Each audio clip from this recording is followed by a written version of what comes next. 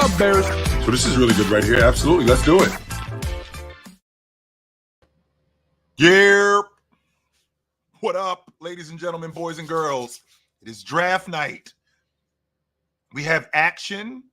We're going to have more action throughout the night. We had action earlier today. We had action yesterday. It just gets this is one of, with the exception of the playoffs, right? With the exception of the playoffs, this is one of the best times of the year. Excuse me. This is one of the best times of the year. And this is one of the best times of the year because we see when these teams get deep into the playoffs, we see when these teams get to the championship, we get to see how they're built, right? So with us getting to see how these units are built, I mean, it makes it even better. It makes it even better when we understand the moves that were made. Some of them are head scratchers. Some of them don't make sense at the time. Some of them do make sense at the time, but some of them don't. And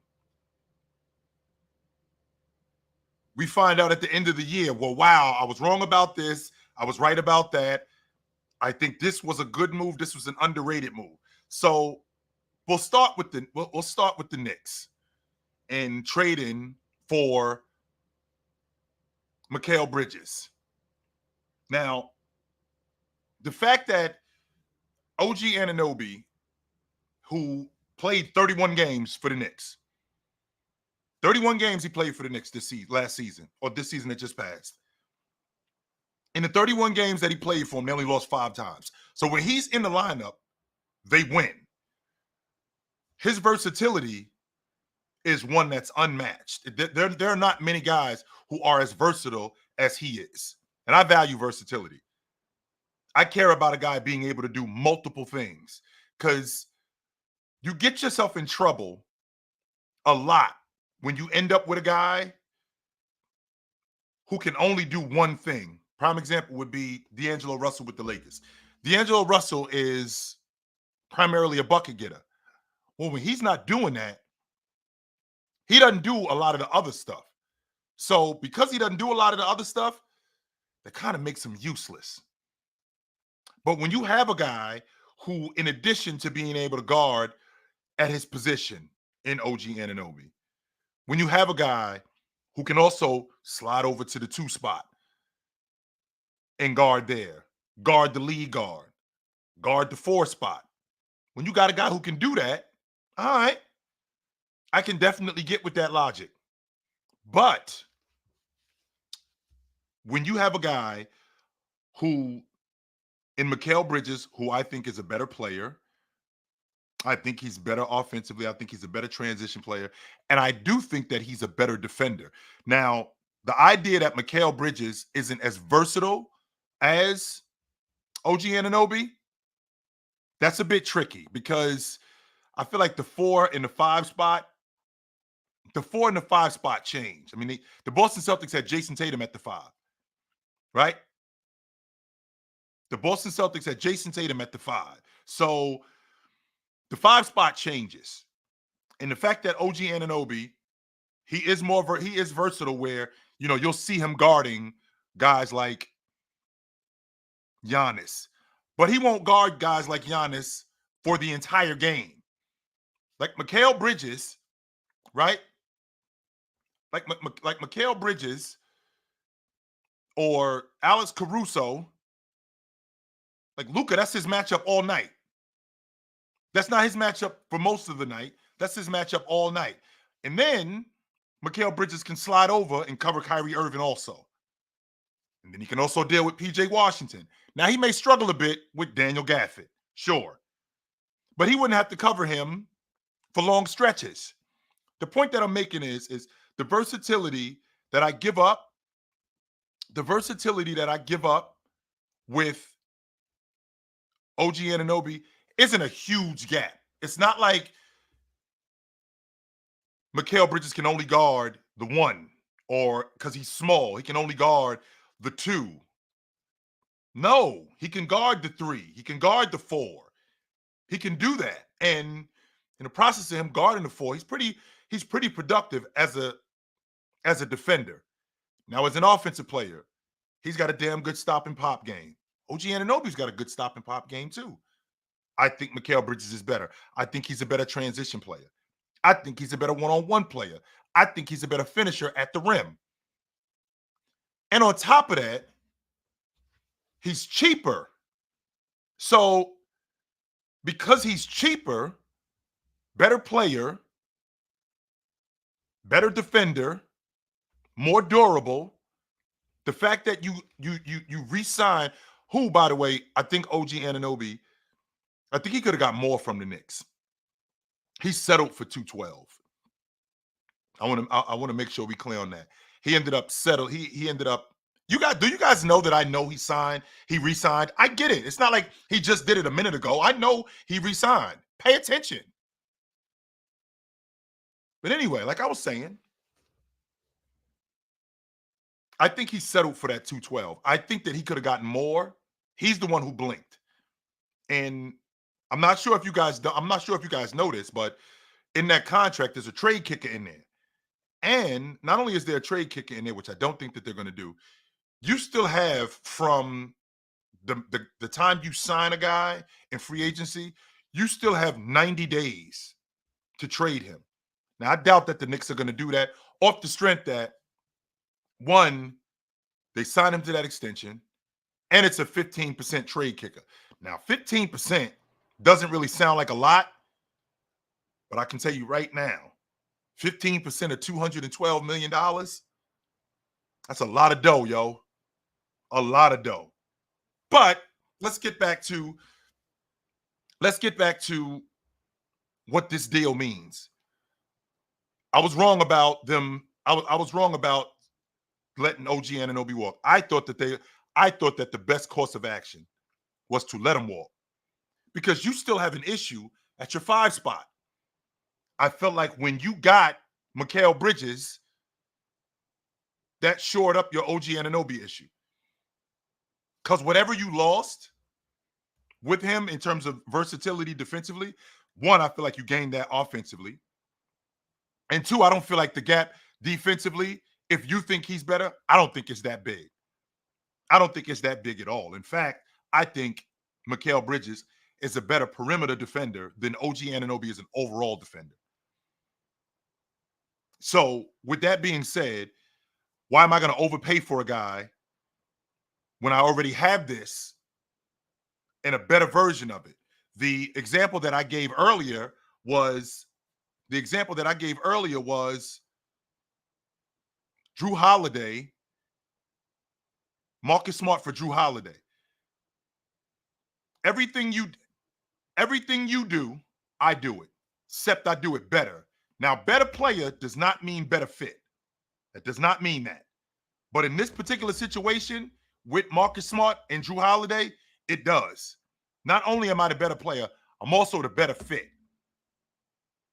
So he did the same thing in Milwaukee with Eric Bledsoe. Better player, better fit. I think Mikal Bridges, not only is he a better player than OG Anunoby, I feel like he's a better fit too. And with him being a better fit, I didn't feel like it was necessary to overpay for OG Anunoby.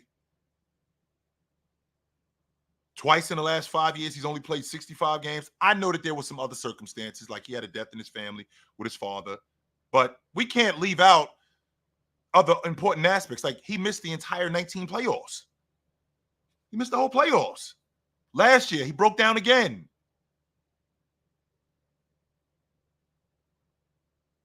So because of that, a guy like Mikal Bridges, who, he missed some, I don't think he missed much time this year, right? I don't think he missed much time this year, if he missed any time. But he's basically been an Iron Man.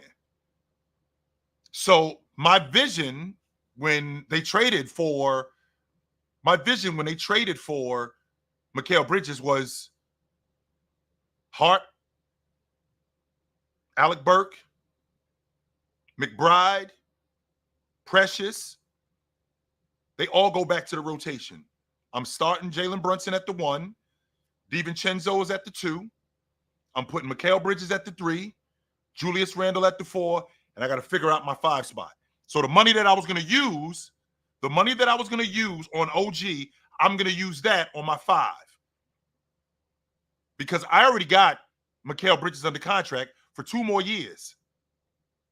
I already have him. Not only do I have him under contract for 2 more years, I got him under contract for 2 more years cheaper. So because I have him at that,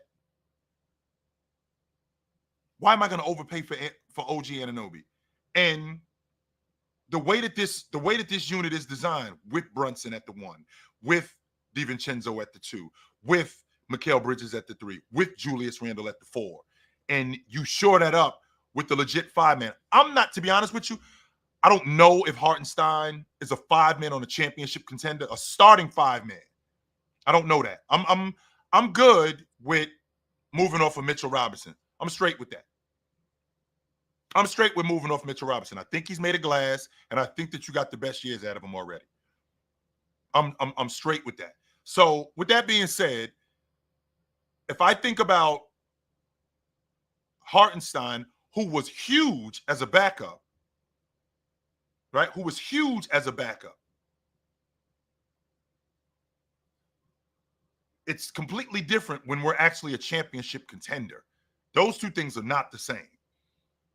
Not even close to the same. So with that being said, I was a little I'm still a little skeptical. I'm not saying that I'm out.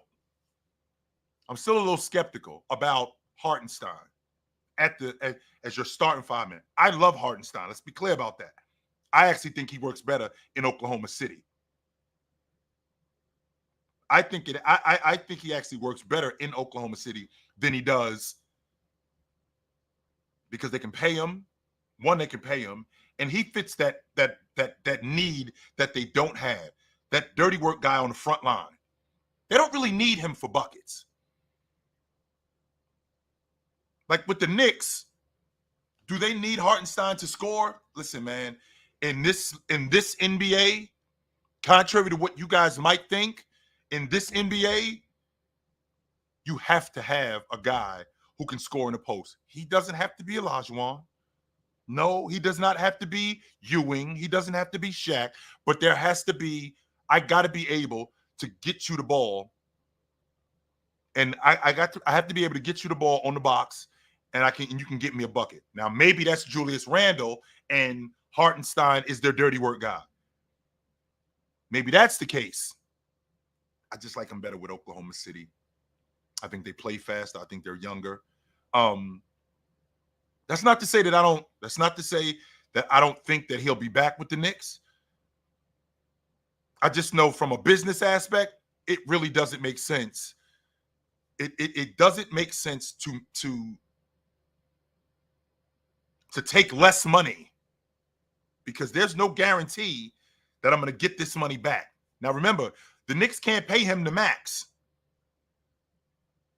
They cannot pay him the max, unfortunately. Now, with that being said, right? Now, with that being said, they can pay him. But if a deal on the table from Oklahoma City is better, and with Alex Caruso, with Shea, with Dub, with Chet, if I can make more money plus, possibly be on a better team, I'm not sure that I'm turning that down. I will say this, even though I think this is a mistake signing OG to that much money, because I'm not sure if he's going to hold up. This is a trade very much like when Kyrie Irving got traded to Boston from Cleveland. Like, we're not going to know about this. We're not going to know about this trade for another 2 or 3 years. But I understand what the Knicks' plan is. And the reason why I understand what the Knicks' plan is because where we are in the NBA today, I mean, we've had 6 different NBA champions in the last 6 years. We've had 6 different teams in the East. Let's see, we've had in just in the East Finals alone, we've had Milwaukee, Miami, Atlanta, the Celtics, Toronto, and I'm leaving somebody out. I feel like I'm leaving somebody out. We've had Boston, Miami, Atlanta, Milwaukee, Boston, Atlanta, Milwaukee, Boston, Atlanta, Milwaukee, Miami, Toronto, and Indiana. Just this season, we've had 6 different teams in the East Finals. So we do have parity. We have some parity in the East. Not only do we have parity, we're also in a time where we don't have a lot of wiggle room. What I mean when I say that, when you have this much parity, like we got to strike when the iron is hot. We have to get what we can get right now because ain't no guarantee we coming back here. This isn't. I don't see in the NBA at this particular point. I don't see Shaq and Kobe. I don't see Jordan and Pippen. I don't see the Steph Curry Warriors. I don't see them, even though as good as Boston is, and I think Boston is a damn good team. And there's no reason, barring health issues, that they shouldn't be in the mix next year. No reason. But I don't see them like when the Lakers won the NBA championship in 2000. I was pretty convinced. I'm like, yo, these dudes gonna be around for a while, so you better get used to seeing them. Same way I felt about Jordan and Pippen when they won it in 91. I'm like, yo, these dudes gonna be around for a while, so you better get used to seeing them. They're not going anywhere. We living in a different time with this NBA, right? We living in a different time with this NBA. So ain't no guarantee you coming back. Atlanta proved that. Ain't no guarantee you coming back. Miami proved that. You could get hurt. You could end up moving some players, losing some players. So ain't no guarantee we coming back. So we got to strike when the iron is hot. We have to get what we can get when we can get it. So with that being said, I'm looking at this current landscape of the NBA, and I understand why the Knicks did what they did. We're trying to maximize our winning potential right now.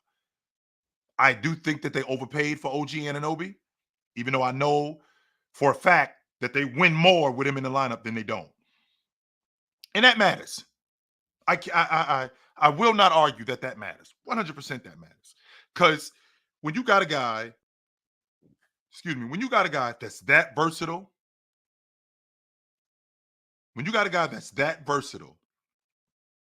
who is that good on the defensive end, who is also a 15 to 18 a game guy, it's hard to pass on that. But if I have somebody, right? If I have somebody that I can trade for, that I can essentially get the same thing, why am I overpaying for him?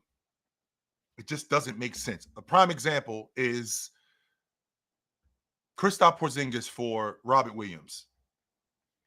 Kristaps is not the defender that Robert Williams is. I don't think there's a huge gap between them two, though.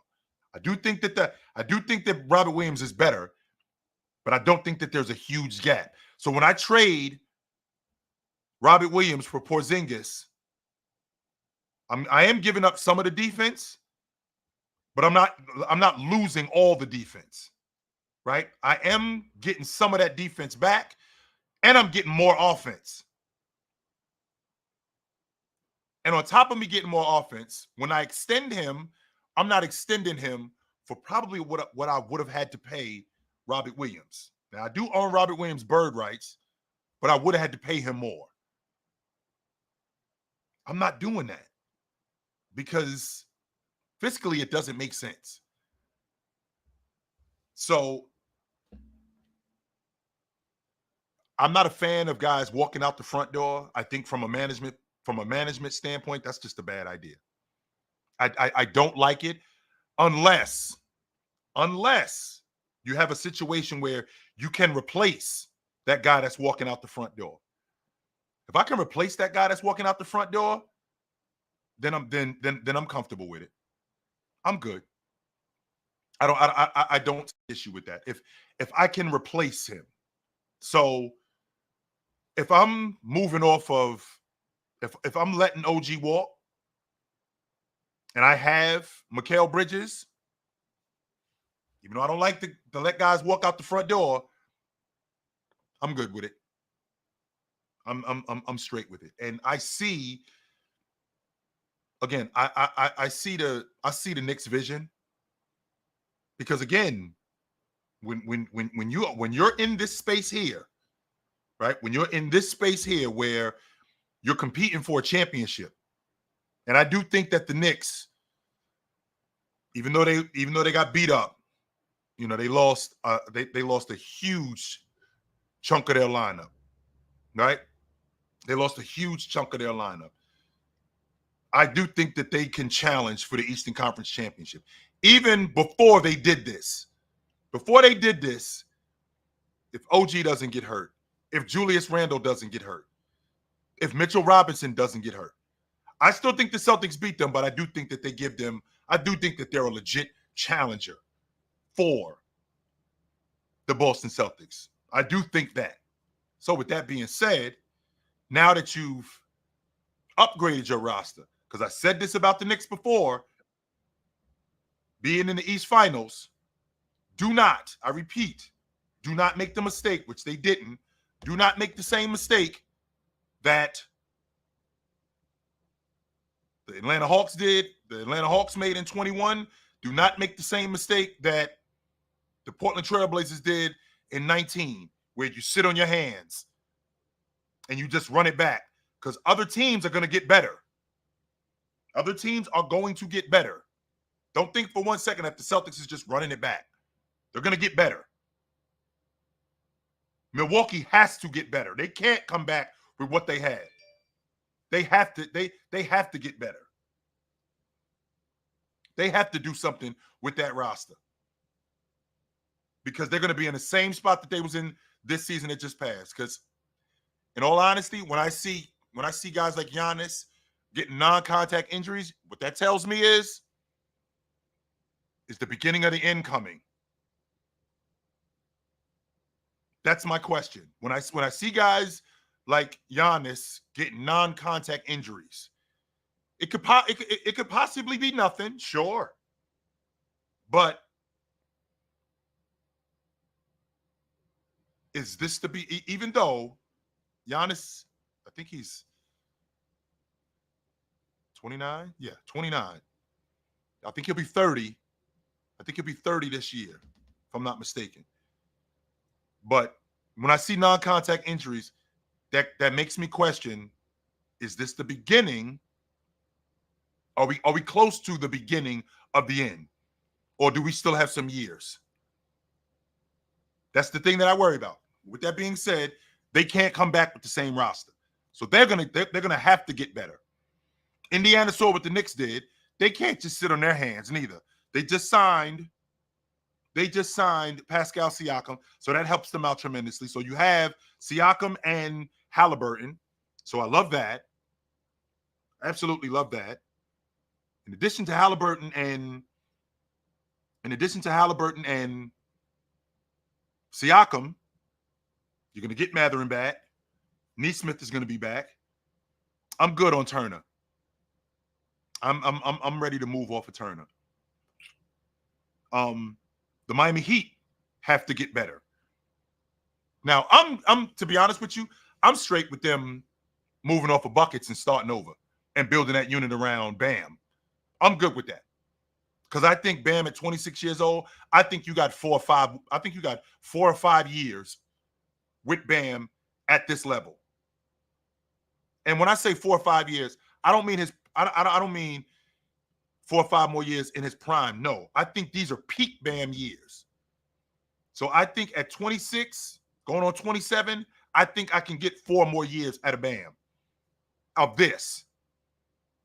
I still can get, I feel like I can still get more years after this because I feel like he still is in his prime, but these are the peak years. Like, I feel like I could get the most. That's why I'm good moving off of buckets because I feel like I've gotten everything out of him, and I don't think that I'm going to get anything more. I think that's it.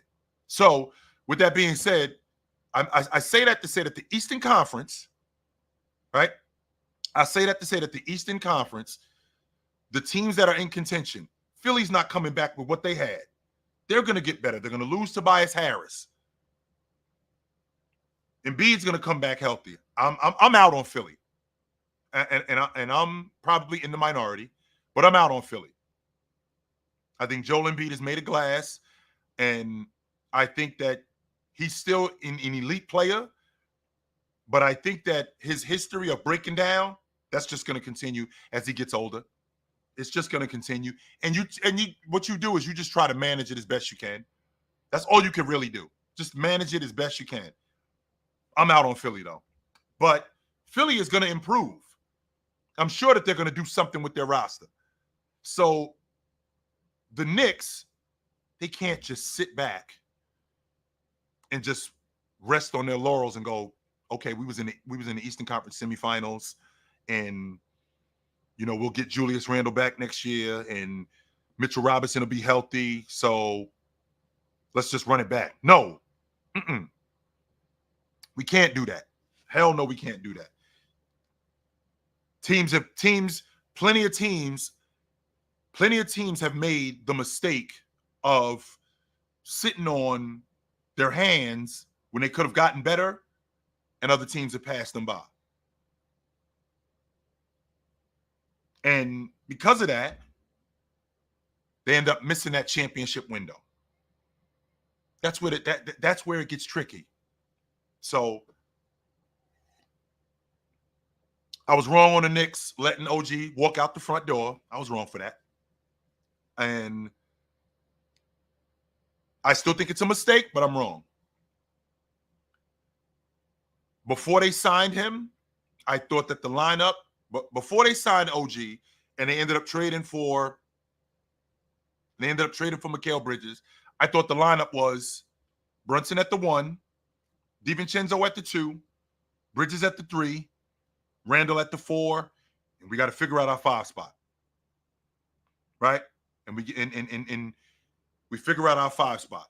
So with the money we would have saved from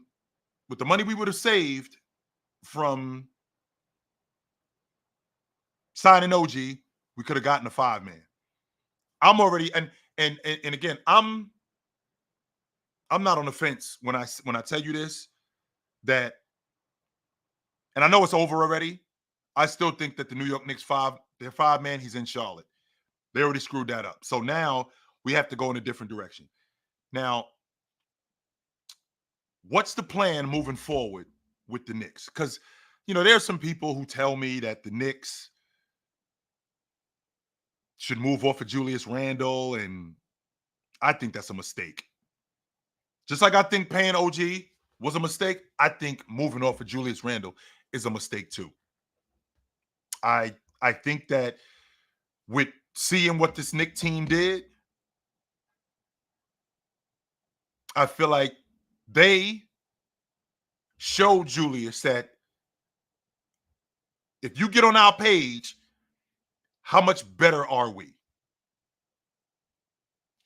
And I think Julius saw that and goes, man, I could really help these dudes. If I was healthy, I could really help these dudes. Really help these guys. So with that being said, I think it would be a mistake to move off of Randle. I do. I think it would be a mistake to move off of him. I think that for what they did this season, they're all pro 20-10 guy away from really challenging in the East.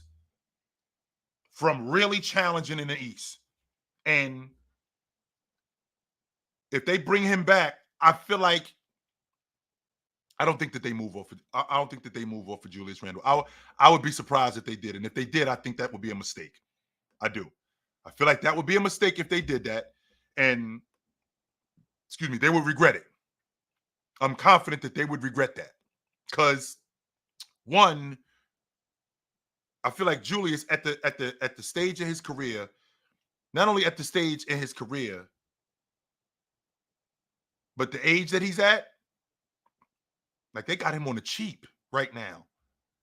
Like this, I think he's on the books for 28 million, or I think next season, 30 million, something like that.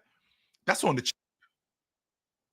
So if they could get him, or you talking about moving him, I'm not going to be able to get that back. I'm not going to get an all pro 20 and 10 guy for $30 million. I'm not. That's not happening. Now, I understand that Jalen Brunson is your guy. I understand that. I understand that Jalen Brunson is your guy. But if I'm moving off Julius Randle, I think that's a mistake. I do. I think it's a huge mistake. I don't think that I think that's rhetoric for you guys who've been listening to the media. You can't give me legit logic why moving off of him is the best option. You can't. You can tell me that it's a mistake because you heard it from somewhere else.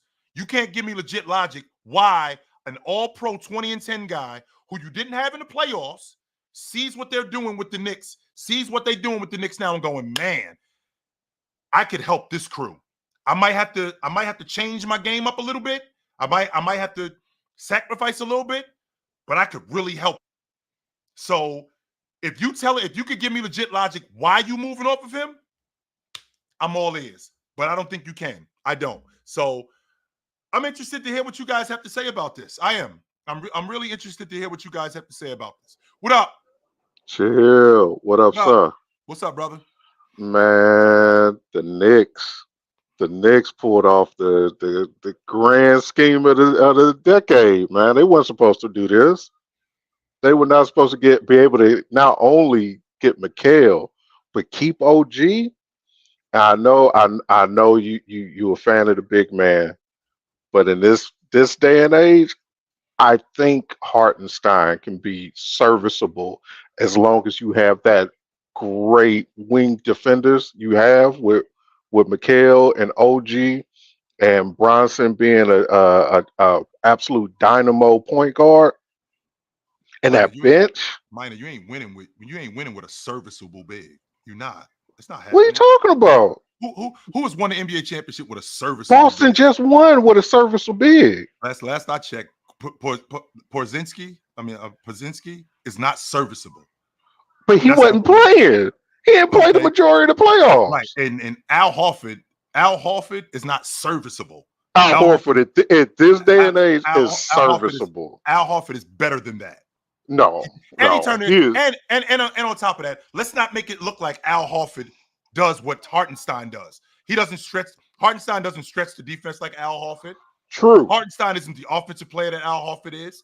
Doesn't have to be, though. 100% he does, man. No. I'm saying Hartenstein doesn't need to be for this Knicks team. Yes, he has to be able to score. We can't have a dude out here like Claxton, who we can't get anything from him. We have to be able to get something from you. That's not the way that works, Minor. No. You have 3 excellent offensive players and 4 really with OG.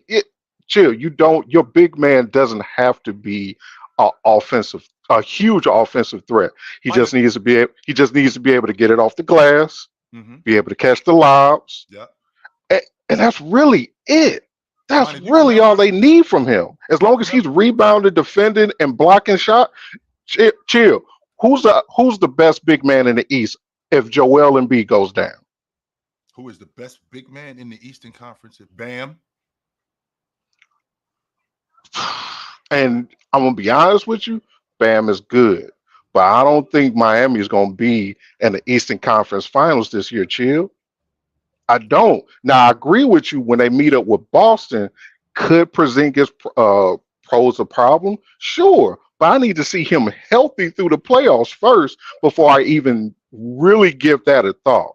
Right now, right now, if I'm the Knicks, if we can trade Randall for some additional He bench is. pieces, I What are know you you do. doing? Why? Chill. I can't What? handle this, man. I can't. I Why would can't. wait? Why Oh, wouldn't you trade Randall to shore up your bench when you have four great players? Why wouldn't you do that? we're Tell me the small. Number one, we're small. That's number one. Number two, Mina, do you remember? Do you remember when Jalen Brunson in the beginning of these playoffs, when they played against Philly, he wasn't lights out. He was shooting no, under 40%. and yet they still won. Right. And the reason why they won is because of their defense. Right? Mm-hmm. Because of their defense. Mm-hmm. And because Joel Embiid was banged up. Surprise, surprise. What's always the case in the playoffs?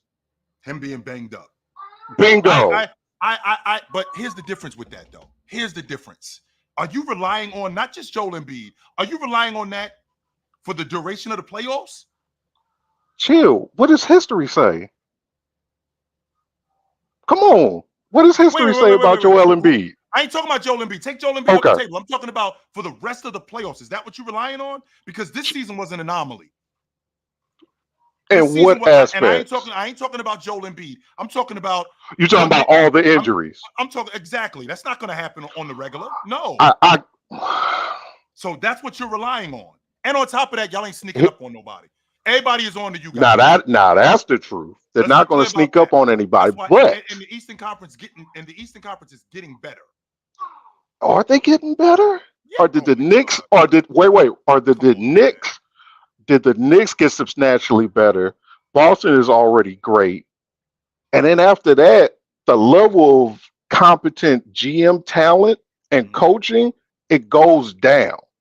Philly could be great if Joel can stay healthy, no doubt. Miami, big question mark on Jimmy. Don't know if he's going to be there.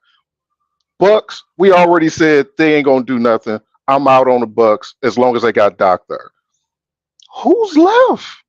This is crazy, man. Who's? This is nuts. I'm just giving you the landscape of the East. Okay, sure. To your Now, point. To your point, because this is crazy to me. So the Eastern Conference will watch a team like the Knicks get substantially better, and everybody else is gonna sit on their hands. They ain't gonna do nothing. Is that what I'm what? understanding? Is that what I'm And I'm understanding? gonna say it again. What has history shown us? Because when Miami formed the Big Three, the only team that tried to contend with them was the Nets by getting a bunch of old players from Boston that just lost to them in a couple of seasons previous. All right. So we're So going off of history. All right. I can get with that. Sure. that's all I All can right. go All off right. of Okay. That's okay. I got no because problem with that. None whatsoever. But I tell you what, brother. This off season, how I feel about the Eastern Conference, what they do in this off season is going to tell me a lot. So, I got to get moving, absolutely, brother. I yeah, got to get yeah. moving, brother. Good to talk to you. What up? Chill. What up? Hey, all right, hear me out. I got a theory.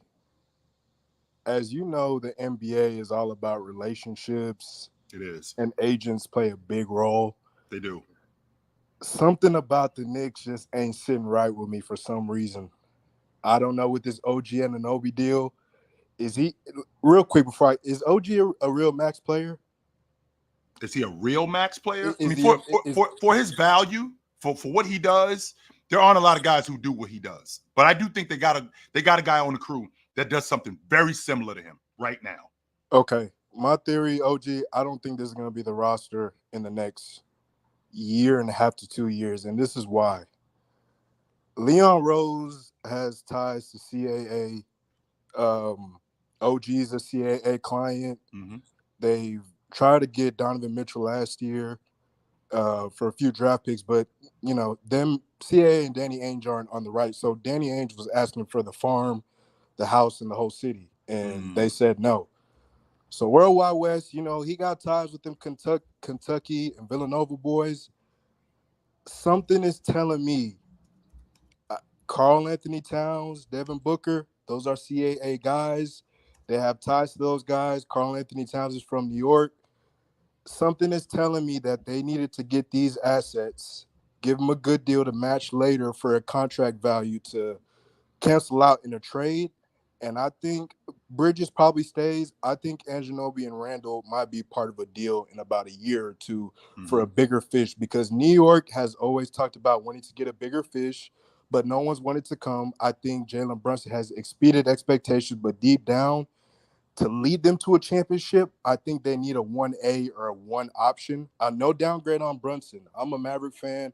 Hate that we let him go, but something is telling me with them CAA ties, it's going to be deeper than this. I think this is just a 1-year prelude. We're going to use OG, maybe Randall, and we're going to get a bigger fish. I don't know if they go back and try to get – I don't think they get Mitchell now since they have Hardenstein. Yeah. Oh, you talking about Mikal Bridges? You talking about Mikal Bridges? Yeah, Mikal Bridges, who's really more of a 3, but just because, like I said, OG, man, these agent ties and all these guys are 100%. 100%. The Knicks are all about relationships with Leon Rose, Worldwide West, Brock Aller.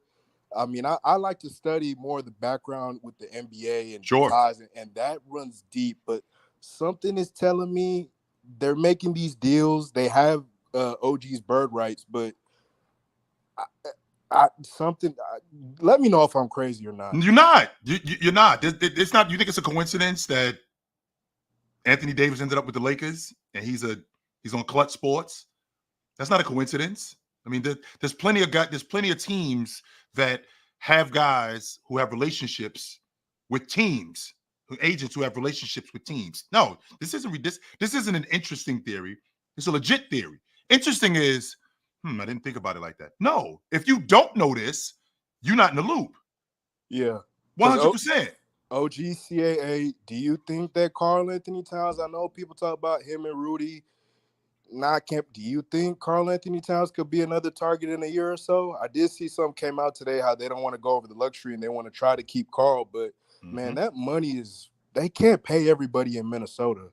Nope, they can't. That's why I feel like with that group, they probably got another year, maybe 2 years before that window closes, and then they got to do something else. So I don't think that they move off of Karl yet, because I do think that they right there, but we're going to find out. That's not an interesting theory, what you said. That's legit. Good talk to you, BD. No doubt. What up? Thank you. I've been, chill, appreciate it, but I think a lot of the things that people don't realize about Randall, I'm going to run through real quick. As far as bigs, up until he got hurt, Randall at the rim on defense, when the defender is coming to him, 22.5% of the time when they're attacking the rim, they're attacking Randall. Now, when Mitchell Robinson after he got hurt or before he got hurt and iHeart was playing and Randall was there, they looked good defensively because Randall was able to stand in front of the guy and keep pressure on. All they had to do was watch the ball. So all those blocks and all of that was due to his defense. Also, Randall can give you 25 and 10 with his assists because most people don't even remember when Brunson was dealing with the dribble, and he was messing up. Randall was giving games with 7 to 8 assists. He was leading them in assists. And here's another thing, ball handling. He's good with that, plus with the double team. Yep. Randall getting double team or Brunson. You guys mean to tell me they're going to put their top 2 defenders on Brunson and probably try to do it on Randall? That opens up for everybody else with the lobs. But what I say with iHeart and Mitchell Robinson is they showed flashes of them showing skills. Example, iHeart was passing his floater, but he wasn't aggressive throughout the whole season. Right. He was playing hurt, and plus, he wasn't even as physical on defense. He was allowing people like Turner to abuse him. He was getting abused by smaller guys. So for me, I wanted Andre Drummond because I know with him, I could get a 10 and 10 guy with the system that we have and our bench. We also upgraded our bench. Bridges, the only thing I like about that trade, if you look at it, Bogues moved to Bridges. I think you can get him on the cheap, too, by the way. And we got him cheaper. Keep going. And Andre Drummond, I think you can get him on the cheap. But keep going. Exactly. It's like 11 mil. So you get him, draft a young guy. You get him, draft a young guy. You're good. And on top of that, what did I just say? I just lost my thought. Dang it. Because I thought about the Drummond. But then anyway, with iHeart, You look at iHeart, he had flashes of being abused and mishandled. He looked confused. So for me, with his offense, it's in question. I think he should go somewhere else, get his money. Mitchell Robinson, we should trade. I think that what the Knicks are doing is solidifying our bigs. Because if you look at it, Randle is a big who's being defense and can help you out. Also, when Brunson was struggling, who was the guy that pulled him to the side? Randle was like, yo, come when we were playing the Bucks. Yo, come in. I got you. Let me take some of the work off your load. Y'all don't appreciate that. But and another thing I don't like is that defense creates offense, and offense creates defense. OG's ability in the playoffs and later in the season when he came back, most of his points was off of turnovers. So I don't understand why you guys are saying there's no value to it. He's not requesting the ball. When he was in the Raptors, it was 14%, 14 times he would get the ball in 14 plays. Like he had 14 plays. Here he's getting 8 or 9, but the extra 4 or 5, he's getting off of his own or being transitioned, getting blocks, turnovers. So for me, I see the Knicks trying to go big with big defensive wing guys and stay somewhat young because Randall's the only old person we have. He's 29 years old. Right. And So you probably still got a bunch of years left out of him too. And one more thing, Bridges and Randall's contract are both up in 2 years. Why not give it a shot? OG goes down, Bridges could cover those time periods that OG needs the rest. And then we could save him for the playoffs. We could run different formats like we did this year with the 4-ball where we had the 4 guard setup. We can run other systems. Tiz has that potential. Sure. Let's watch it. All right, Bob. I know where to find you at, brother. All right, yo. Yes, sir. I'll be there tonight. Yes, I will. I'll be there tonight. Mari, my man. What's up, brother? What's up, Jill? Give me. What's going on, brother? Oh, here we go. The Knicks have got their 2000. Thibodeau's got his 2011 team back 2.0. He's even got somebody from Britain again. But yeah, I think this Knicks team is got a good roster. I think they have potential to probably go to the Eastern Conference Finals. I think most likely next year if they can stay healthy. I mean, I like their versatility. They're basically defensively versatile in every position. Even I think the worst. Depending on who you're going to have the starting center, it could either be Hartenstein or Mitch Robinson, depending on who can stay healthy. But Randall's probably their worst defender per position. But even then, their defense was still good with him on the court. That he wasn't necessarily a defensive problem. So I think they definitely made the best move of this offseason. And I honestly think that they. If you look at it, when you said about parity, I mean, look at the last time the Knicks won the league. That was the last time there was parity. That was 1970, 1972. So now 52 years ago, they won the NBA title. So I think that they see that there is an opportunity and window because I don't think anybody is necessarily scared of the Celtics. I think they understand what the Celtics are. And I think they've adjusted, to be honest, to allow for that kind of versatility because I think what everybody kind of saw was you kind of have to have a serviceable player in every single position. You don't necessarily have to have a great player like you had with the kind of heavily weighted LeBron teams and the Warriors teams of the kind of early 2010s, but you have to have positionally a very good defender. And if you think about the Knicks, they have an all-star caliber player in Mikal Bridges at the 2, potentially. They have Julius Randle, who's an all-star and all-NBA player. Jalen Brunson, who's all-NBA. Mitchell Robinson and who's there 2? So I'm just trying to think about who's there 2. DiVincenzo. DiVincenzo's a good shooter. He's a very good shooter. So I think they definitely have a good chance next season, to be honest. Maybe the bigs might be a problem because I do think Mitchell Robinson is probably not going to last the whole season. I think he's made of glass, Amari. I'm not going to lie to you. I think he's made of glass. I do. And I don't think he will last the whole year. I think. But I do like the move. I actually haven't really got anything really negative or positive to say about it. Negative to say about it, to be honest. I think it was a solid move. What's your kind of thoughts on it? I didn't think that you had to overpay for OG Anunoby. I'm not a fan, as have you spoken to me in the past. I'm not a fan of just letting guys walk out the front door. Yeah. Management. I don't think that that's smart for management to do that. But in this particular situation, I was comfortable with it. Off the strength that I have Mikal Bridges, who I'm not losing much from him. I'm not losing much from him when I'm inserting Mikal Bridges in the lineup. I feel like Mikal Bridges is a better player. I feel like he's a better fit. I feel like not only is he a better fit, I feel like he's a better defender and he's cheaper. So if I was going to lose OG, I was comfortable with that. And I felt like they overpaid for him, and I don't think that they had to. All right, brother. Good to talk to you. What up?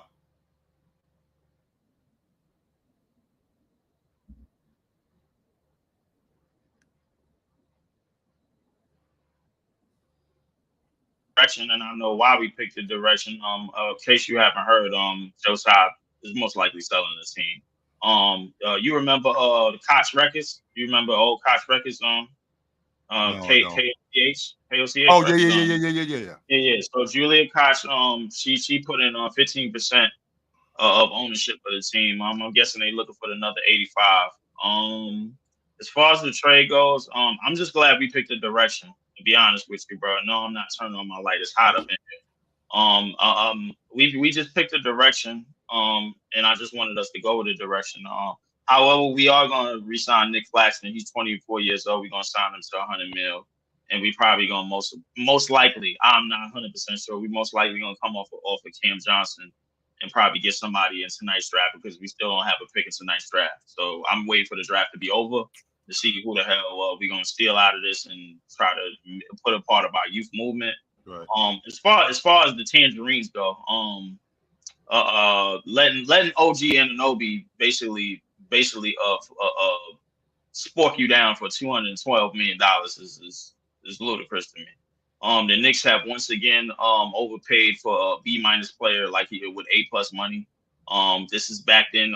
This goes back to Allen Houston. This goes back to Larry Johnson when he was on his last legs. This goes back to a whole bunch of other players that they done signed. They signed much made better players than OG Anunoby to shorten money over the years. I understand that that the money is higher now, but paying OG Anunoby anywhere close to $200 million is tomfoolery. Nothing but tomfoolery. I definitely agree that they overpaid for him, and they most likely going to regret it because they don't understand that the rest of the Eastern Conference is going to make a youth movement as well. If the Indiana Pacers, I don't think they're as worse off as everybody thinks. There's a reason why they were able to shoot 60-something% in Madison Square Garden in the Game 7. Mm-hmm. The Orlando Magic is not tomfoolery. You know what I'm saying? They on their way. You know what I'm saying? But the Eastern Conference, they're not going to be as competitive in terms of like teams knowing what to do. They're going to be competitive in terms of youth, movement, which is going to make Boston Celtics runs to the finals seem a lot easier than what they are. That's what it's going to make it seem like. But the reality is that the Eastern Conference is going to continue to break down like they normally do. Right. The Knicks are going to be victims of their play style because the reality is that if they're not rebounding, if they're not doing the dirty work, as you call it, they're not going to win games. And if they are doing the dirty work and too much of it in 40-something minutes, which Tom Thibodeau has been proven to play you at, then that means injuries is coming. Mikal Bridges, as durable as he is and durable as he has been, that means the injury is coming real soon. You know what I'm saying? Especially when you're playing with Tom Thibodeau. You know what I'm saying? So realistically, you have that. You definitely right about whatchamacallit. Mitchell Robinson has definitely made a glass, but he does do the dirty work. That's probably part of the reason why you made a glass. You know what I'm saying? So because anytime you're doing a whole bunch of dirty work, you definitely prone to injury. Not re-signing Isaiah Hartenstein is probably going to be one of the biggest regrets that the Knicks. Well, they can't afford to pay. They can't afford to pay him as much as other teams, which doesn't make any sense to me at all. Because if you own a guy's bird rights, that's the reason why you're able to keep your free agents. But they come up with this dumbass loophole in the system where if you drafting right, well, right. If you're drafting correct and you're in a big market, you shouldn't be able to keep all of your guys. So give me all of your guys. Yeah. Well, and yeah, I think that's kind of silly too. But I think that's the thing that teams like the small market teams has figured out in the CBA.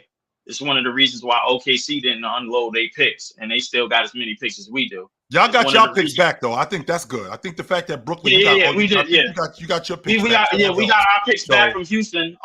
So tell Mars definitely works. Tell Mars he could go kiss. You see why I wasn't with that trade that Mars was trying to sell. Yeah, of course. I wasn't with it either. I wasn't with that. So, and I'm gonna tell you why. Before I leave, I'm gonna tell you why. They try to convince us that Jalen Green was going to be in that trade, and I knew he wasn't. And so there was no more Jalen Green. You never was going to give up Amen Thompson. You never was going to give up Cam Whitmore. The only person that you was trying to give up was Dylan Brooks because the money matched, and we didn't want him. So the reality. Tom Yeah. So you was trying to undercut us from the legs, and basically Sean Marks and whatchamacallit said, "Yo, we gonna leave this team in good graces before they get up out of here because we don't want no problem with the Cox family and trying to get us out." So yeah, you found me. You found me. Everybody that's looking for the next man, you found me. I'm here. I'm gonna be here. We'll be 379. Good to talk to you, brother. What up, Brandon? What's going on? Yo, what up, Chill? All right. I got something wild to run by you. All right. It's wild. Mm-hmm. I'm just preparing you. All right. So listen, the Knicks, I love everything about what they just did. To be honest with you, I think that they made that move to compete with the Celtics. They need them. They need strong wings to be able to run with JB and JT, right? Mm-hmm. I think that's what they tried to do with OG and Mikal, right? Now, this is where it gets tricky because Julius Randle. Now, if you ask me, I think they should try to send Julius Randle back home to Dallas and check. I knew that was coming. I knew it. I knew it was coming. Check the temperature on Gafford and see what they can do. I don't think that's awful. What you think? Well, first of all, it's not awful for Dallas. It's not. It's not awful for Dallas. Okay, that's number one. So I understand that. I'm repping hard, by the way, if you can't see. Of course, 100% you are, and I understand it. 100% I do understand it. However, you already got a bunch of guys on the cheap. I still feel like you need guys on the box that can score, and you have to have an interior guy who can score. One of the main reasons why Luka was having a problem because even though Gafford was a lob threat, even though Lively was a lob threat, how much better would he have made Luka's life if he could throw him the ball on the block? I know, and he could get him a bucket.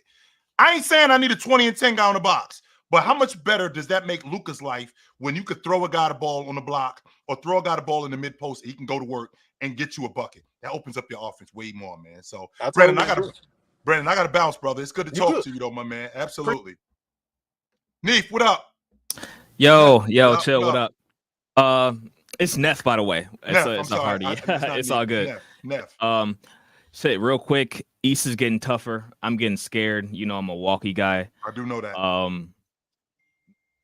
5 first-round picks for Mikal Bridges to the Knicks. I think Mars on the panel or I think it was Damo actually, who was like, both teams won in this trade. Like, sure, you can be like, okay, yeah, Knicks gave up all this draft capital, blah, blah, blah. But like, they're really in a win mode now type of thing. And plus they added another Villanova boy to their already obviously chemistry and filled squad over there. And it's just kind of good for both sides because shout out Mars, he kind of like put me on to like how the draft capital worked and how the Nets, how Houston was kind of involved in that deal without being involved in that deal. So it was very interesting stuff going on. And it just made me scared for my team because if we don't do anything this offseason, we're going to be definitively the 3rd best team in the East, which is good, like objectively, but like how we've been the past few years since Giannis came on his ascension for first MVP, probably a year before that. It's not, the city's not used to it. So it's like, okay, we got real competition over here. Before the Dame trade, you would say Boston and Milwaukee are pretty much neck and neck. It wasn't that big of a gap. It was not at all. It was not at all. But now it's a gap, like straight up. I would say the Knicks making this trade, it's a gap too. So if we don't do anything, we're gonna get left behind. So it's Boston, the Knicks, and Milwaukee. Yeah, so they have to do something. They 100% gotta do something. We gotta do something. Either making good draft picks, like whatever. I know we're in a second apron, so trades are super, super hard. But I can dig it, Neff. I can dig it, Neff. And like I told you, the season is not over. I will be here. You know where to find me at, brother. Good to talk to you. Absolutely. Hey, listen, I'm going over to Playback. I'm doing the draft. If any of you guys are interested, it's Playback TV. Come check me out. If you're not, it was good to see you guys tonight. I will be around. I am not hard to find. You know where to find me, guys. This is one of the best times of the year. I will see you guys soon. But until then, put on a suit, drink water, Do not, I repeat, do not drink and drive. Hey man, call your mother. Call your mother. I got one super chat that I have to go over before I go though. Gon says, C-Town, your Boston baked beans better watch out. Watch out for what? What they better watch out for? Even though I'm not a Boston Celtic fan, but what they better watch out for is my question. Who they better watch out for? So I'm interested to see that. But again, guys, it was good to see you guys tonight. I will see you guys soon. Until then, put on a suit, drink water, don't drink and drive. Hey man, call your mother. Call your mother. I'll see you guys soon. But until then, take it light, but take it. I'm going over the playback. I'm going to do the draft. Good to see you guys.